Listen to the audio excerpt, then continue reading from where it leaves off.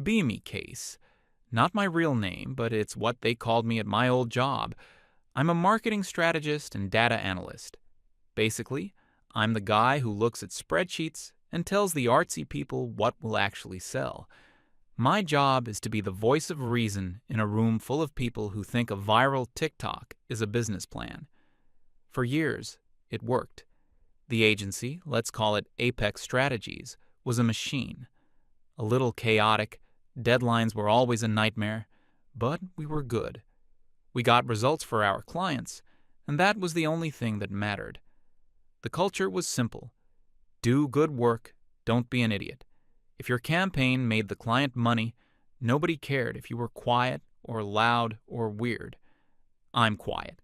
I don't do office small talk. I don't care who's dating who or what you did on the weekend. I care about conversion rates, audience demographics, and A/B testing results. My reports were the foundation for every major project we landed. I'd spend a week buried in data, then emerge with a multi-page document that was basically a treasure map to the customer's wallet. The creative team would take my map and draw the pretty pictures on it. One of the senior guys, a copywriter named Raul, got it. He was an old-school ad man, smelled faintly of coffee and cynicism. He'd read my reports and nod. "Numbers don't lie," he'd grumble. "The rest is just decoration." We had a good system. I remember a meeting maybe a year or so back before everything changed. A big client, a beverage company, wanted a new campaign. The creative team was presenting their idea. It was all flash. They had a whole concept built around some obscure social media influencer who was popular for like 15 minutes. The presentation was slick, lots of energy, cool graphics. The junior account managers were practically drooling. The owner of the agency was smiling, ready to sign off. Then it was my turn. I didn't have a flashy presentation. I just put 3 charts up on the big screen. The first showed that the influencer's primary audience was 13 to 16-year-old girls. The client's target demographic was 25 to 40-year-old men. The second chart showed the influencer's engagement rates, which were tanking hard after a recent controversy I'd uncovered. The third showed a massive, untapped market segment that was being completely ignored by the competition. I didn't raise my voice. I didn't criticize anyone. I just said, the data suggests an alternative strategy. If we target this overlooked demographic with a message focused on reliability instead of trends, the projected ROI is 40% higher. The room went quiet. You could feel the air go out of the creative team's balloon. The owner looked at my charts, then at their presentation, then back at my charts. Raul finally broke the silence. He pointed a thumb at me. "That's why he gets paid the big bucks. Now let's make a campaign that actually works." That was Apex Strategies. Facts over feelings. It was a good place to work if you were competent. Then, sometime in the spring, the owner decided we needed to evolve. He'd been to some tech conference and came back with a head full of buzzwords. He announced he was hiring a new creative director to modernize our corporate culture and foster a more inclusive environment. That's when Soraya walked in. Her first all-hands meeting was something else. She didn't talk about marketing or clients or revenue. She talked about synergy and psychological safety and bringing our whole selves to work. She said her goal wasn't just to win accounts, but to create a brave space where everyone felt seen and heard. I looked around the room. Some of the younger staff were nodding along, eyes wide. A few of the women in HR looked thrilled. Raul, sitting next to me, was staring at her with the blank expression of a man trying to calculate how many more years he had until retirement. Jackson, a talented young graphic designer, just looked confused. I didn't feel anything. It was just noise. Corporate jargon that would fade in a few weeks. Or so I thought. Soraya brought her own person with her, a junior account manager named Hannah. Hannah was her cheerleader, her enforcer, her #1 fan. If Soraya was the high priestess of the new church, Hannah was the most zealous convert. The first change was the meetings. We suddenly had mandatory weekly check-ins. They weren't about work. The first one started with Soraya asking us to go around the room and share one thing we're grateful for and one personal challenge we're facing this week. When it was my turn, I said I was grateful for a new data analytics software we'd just acquired, and that my challenge was integrating its API into our current system. Soraya gave me a tight little smile. She explained that the point was to share something personal, to be vulnerable with the team. I just stared back. My personal life is mine. My work is what they pay me for. I didn't see the connection. The next week, I had a critical deadline for a client. I sent an email saying I couldn't make the check-in. An hour later, I got a calendar invite from Hannah for a one-on-one meeting. The subject was commitment to team values. In that meeting, she explained that my refusal to participate was creating a fracture in the team's emotional ecosystem. She said that my focus on just the work could be interpreted as passive-aggressive and was making others feel like their contributions weren't as valued if they weren't purely technical. I told her I had a multi-million-dollar account on the line, and that was my priority. Her response was that no project is more important than the people. I knew right then this was going to be a problem.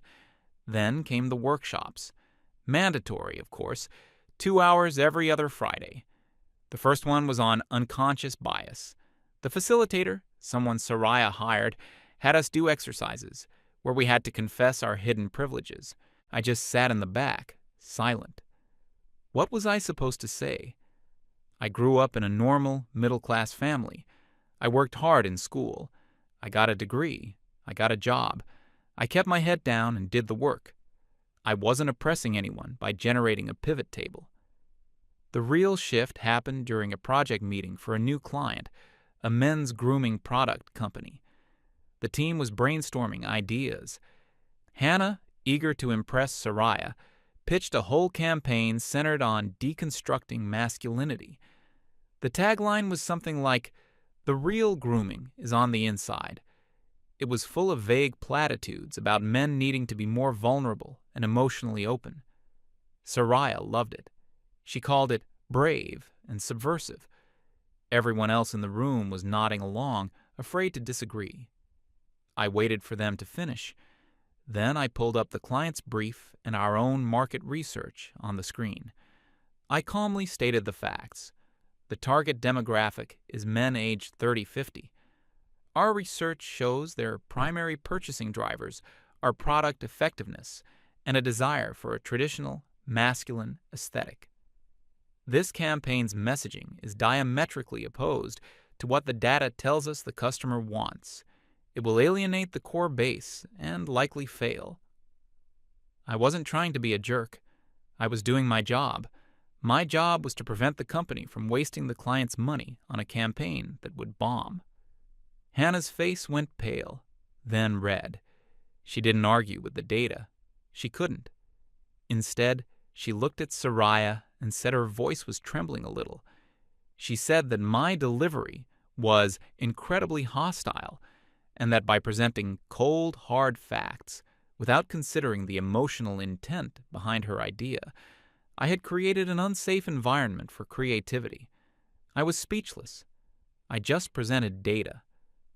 Soraya put a comforting arm on Hannah's shoulder. She looked at me, and her eyes were like ice. She said that at the new Apex Strategies, how we communicate is just as important as what we communicate. She told me my approach was a relic of an old, toxic way of thinking, and that I needed to be more mindful of my colleagues' feelings. The meeting was dismissed. The campaign idea was quietly shelved, but the damage was done. I had been officially branded as the problem. Not my work, not my results, me, my personality. The way I thought was now considered toxic. After that, I was on the outside. My input was still required, because nobody else could do what I did, but it was treated like a necessary evil. Soraya and Hannah would hold pre-meetings before the actual meetings to workshop creative ideas in a safe space without my judgmental presence. They would then bring the polished idea to the main meeting, and I would be expected to simply provide the data to back it up, not to question the core concept. It was completely backward. They were decorating the house before laying the foundation.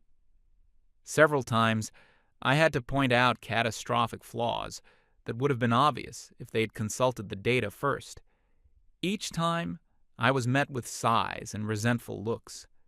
I was the bad guy, the dream killer who kept bringing up inconvenient things like reality. Raoul saw what was happening. He pulled me aside in the kitchen one afternoon. He told me he'd tried to talk to Soraya. He'd explained to her that my directness wasn't personal. It was just how my brain worked, and that the company needed it. He told her that she was mistaking a lack of effusiveness for a lack of collaboration.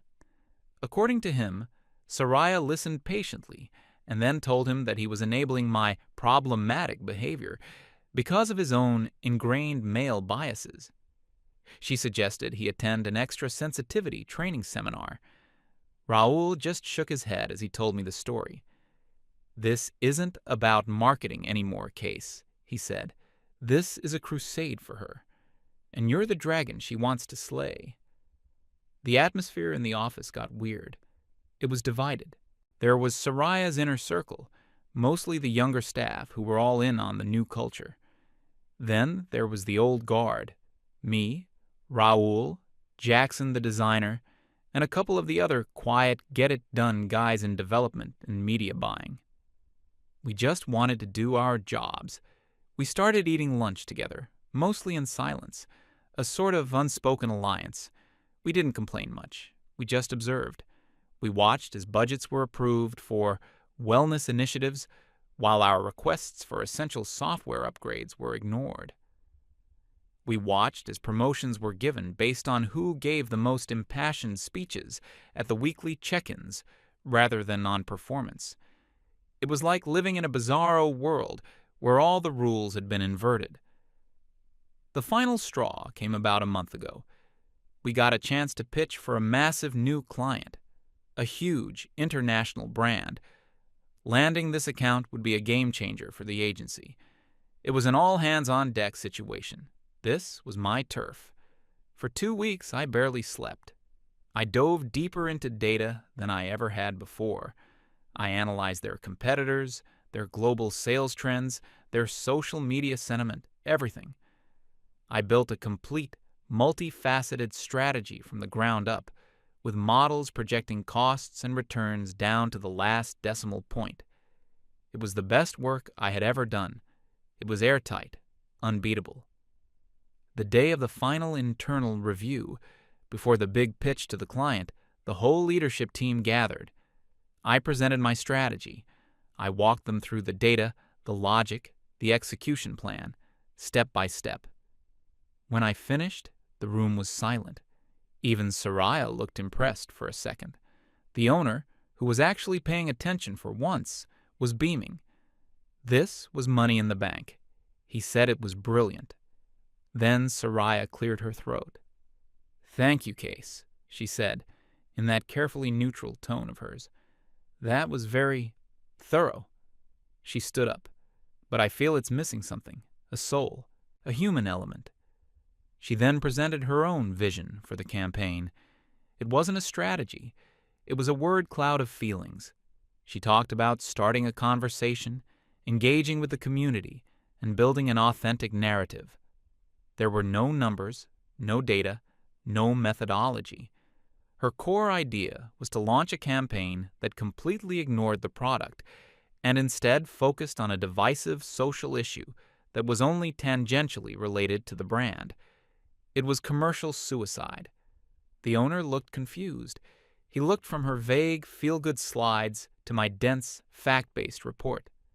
"Soraya," he said carefully, "I'm not sure I see how this translates into sales." Soraya smiled condescendingly.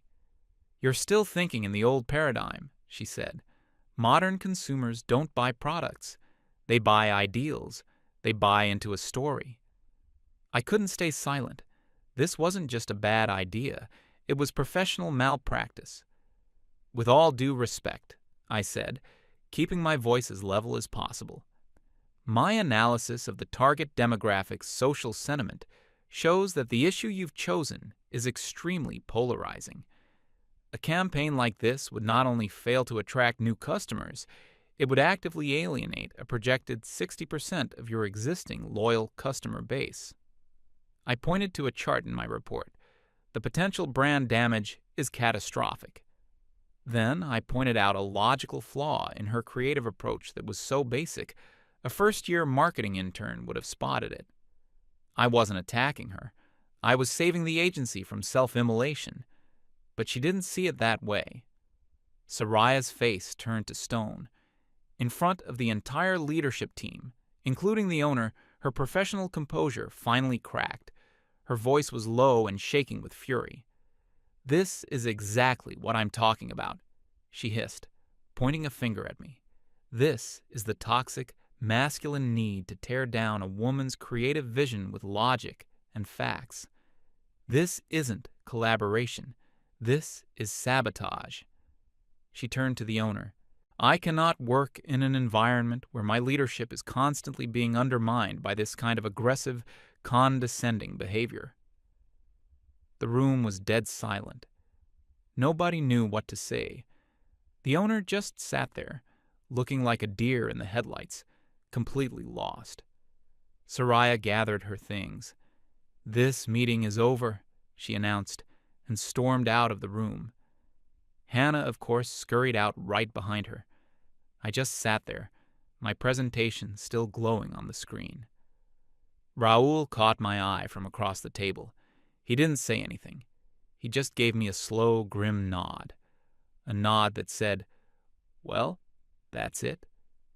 I went back to my desk and stared at my screen, but I couldn't focus. The air in the office was thick with tension for the rest of the day. I knew what was coming.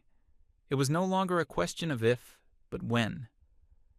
The next morning, I walked into the office, and it was like walking into a vacuum. The usual morning chatter was gone. People at their desks would look up, see me, and then immediately stare down at their keyboards, as if they were the most interesting thing in the world. Soraya's disciples looked at me with a kind of smug pity. The rest, the ones who were just trying to get by, looked scared. I knew the call was coming. I just didn't know when. It happened around 10 a.m. An email from HR, not Hannah, formal. "Meeting with Soraya. Please come to her office now." I didn't even bother saving the document I was working on. I just closed my laptop and stood up. The walk to her office felt a mile long. Every eye was on me. Her office door was open. She was sitting behind her large minimalist desk. Hannah was in a chair off to the side, a laptop open, poised to take notes. The official scribe for the execution. Soraya gestured to the chair opposite her. I sat down. I didn't say anything.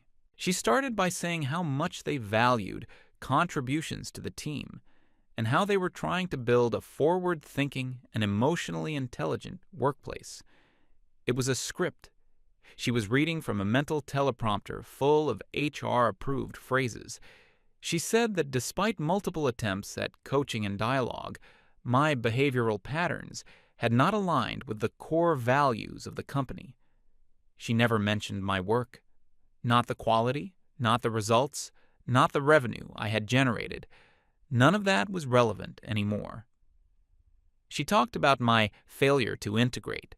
She mentioned my unwillingness to participate in team-building activities, and my tendency to use data as a tool for confrontation rather than collaboration. The final nail in the coffin, she explained, was my behavior at the pitch meeting. She called it a clear-cut case of creating a hostile and toxic environment for creative expression. Hannah was typing furiously, documenting every word. I just sat there and listened. It was like watching a play, a very bad, very predictable play. I realized she wasn't just firing an employee. In her mind, she was vanquishing a villain. She was cleansing her perfect new world of the last stubborn stain of the old one. I was a symbol of everything she was fighting against: logic, stoicism, an unapologetic focus on results, male toxicity in her vocabulary. When she was done with her speech, she finally looked at me, expecting some kind of reaction, an argument, a plea, an outburst. I gave her nothing. I just looked back at her, my face completely neutral. "I understand," I said. My voice was calm. That one phrase seemed to bother her more than any fight I could have put up. It was like I was refusing to play my part in her drama. A flicker of annoyance crossed her face before the corporate mask slipped back on. "HR will be in touch regarding your final paycheck and severance details," she said crisply. "Hannah will escort you back to your desk to gather your personal belongings." I stood up. "That won't be necessary," I said, looking at Hannah, then back at Soraya. "I can find my own way."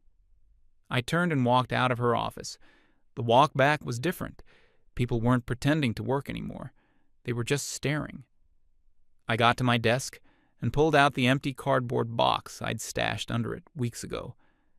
I always knew this day might come. I started packing. There wasn't much.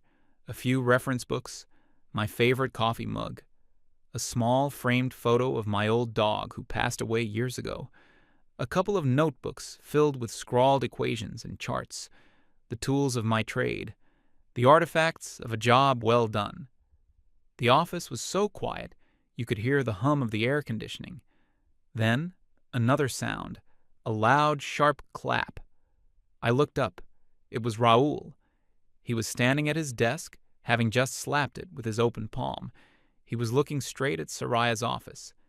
She and Hannah had come out and were standing there, arms crossed, overseeing the proceedings. Raoul was a big guy, and when he spoke, his voice carried. "Unbelievable," he said, not to anyone in particular, but to the entire room. He shook his head slowly, a look of profound disgust on his face. He looked over at me, then back towards Soraya. "You just amputated the brain of this agency," he announced. "Congratulations on the successful surgery. I'm sure the patient will make a full recovery." His sarcasm was so thick you could cut it with a knife. Soraya's face tightened. "Raoul, that is highly inappropriate."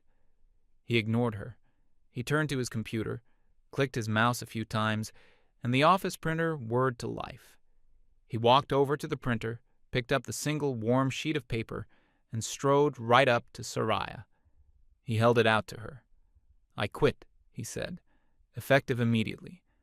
"I find the work environment here to be intellectually hostile." He used their own buzzwords against them. It was beautiful. Soraya was too stunned to take the paper. He just dropped it at her feet. A collective gasp went through the office.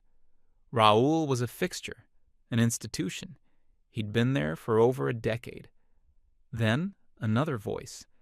"Yeah, I think I'm done here too." It was Jackson, the young designer.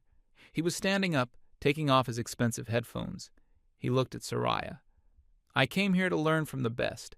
You just fired the best. There's nothing left for me to learn here."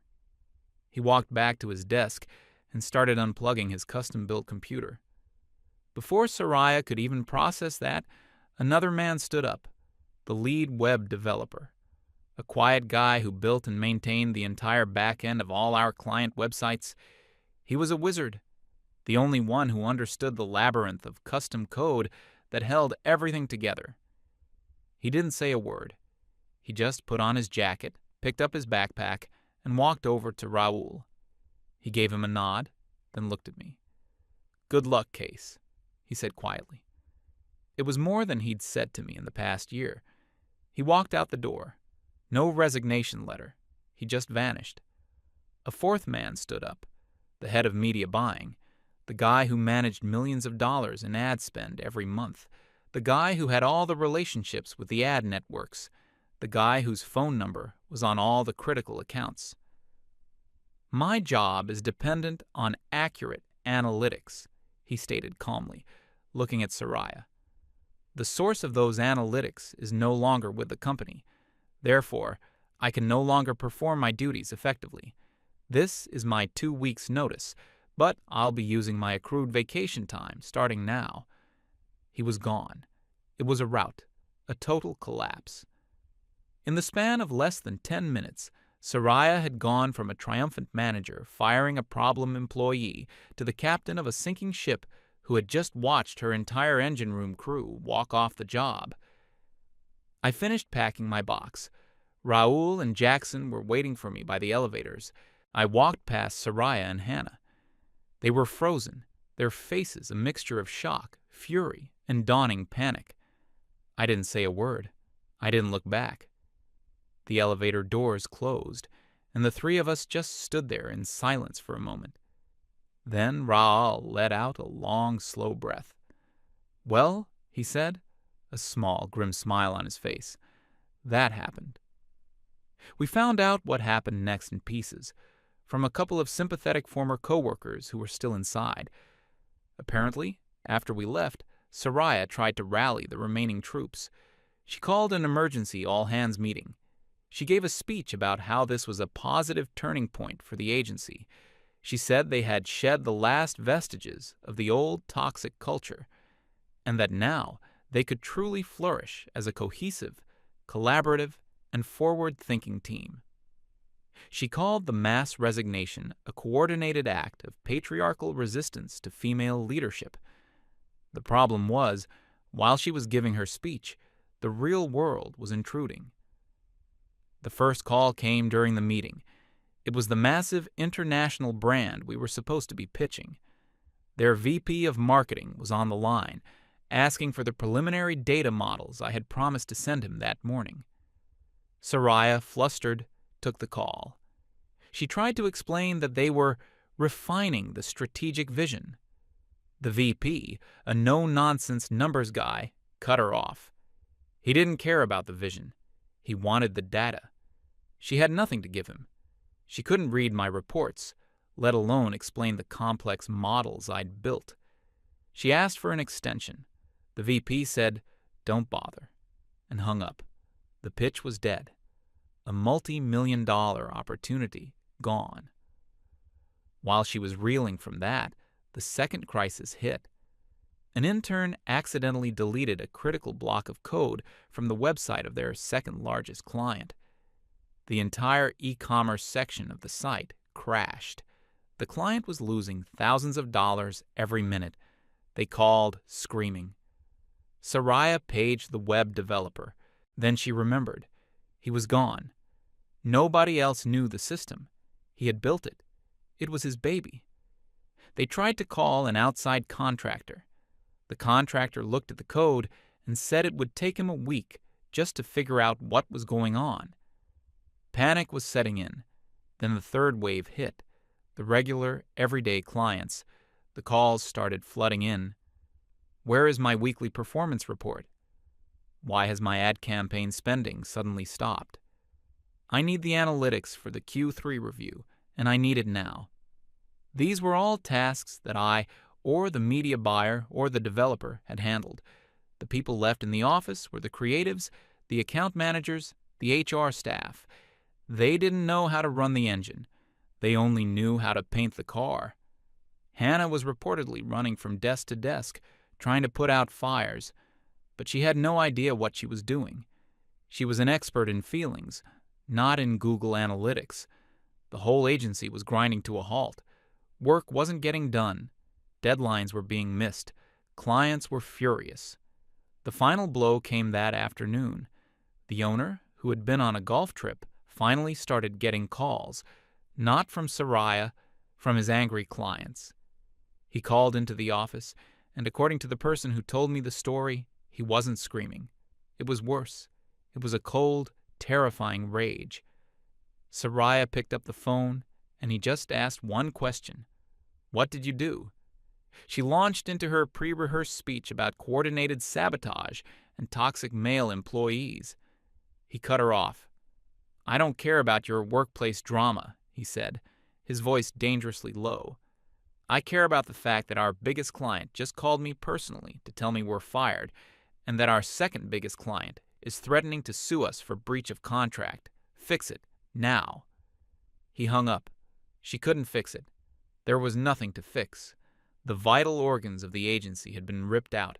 All that was left was a hollow shell, filled with people who were great at talking about work, but not so great at actually doing it. 2 weeks later, the news hit the industry trade publications. Apex Strategies had lost 3 major accounts and was laying off a third of its staff. The article was filled with anonymous quotes from former employees. They talked about a toxic culture of positivity, where feelings were prioritized over facts, and competence was punished. Soraya's name was mentioned as the architect of the new culture that led to the mass exodus of key talent. She was fired the day the article came out. Hannah was let go the same day. The final scene of this story happened last week. Me, Raul, Jackson, the developer, and the media buyer were all sitting in a booth at a quiet bar. We hadn't planned it. We'd just kept in touch, a sort of informal support group. The developer had a new job that paid him 30% more. Jackson was doing freelance work and was happier than ever. The media buyer was being courted by 2 different rival agencies. We were all fine, better than fine. We were talking about what to do next. The idea had been floated, half-jokingly at first, that we should start our own agency. A small, lean, no-nonsense shop focused purely on results. No mandatory check-ins, no wellness workshops, no buzzwords. Just the work. The more we talked about it, the less of a joke it became. We had the talent, we had the experience, we had the connections. We could actually do it. Towards the end of the night, Raul raised his glass. Everyone went quiet. He looked around at all of us, the so-called toxic remnants of the old world. To the brain, he said, and to work that speaks for itself. We all raised our glasses and drank to that. There was no cheering, no loud celebration, just a quiet, shared understanding. We hadn't set out to destroy anything. We were just trying to do our jobs. But in the end, reality has a way of asserting itself. You can't build a house on a foundation of feelings. Sooner or later, it's going to collapse. We were just lucky enough to get out before it came down on our heads. And now, we're going to build something new, something strong, something that lasts, something that works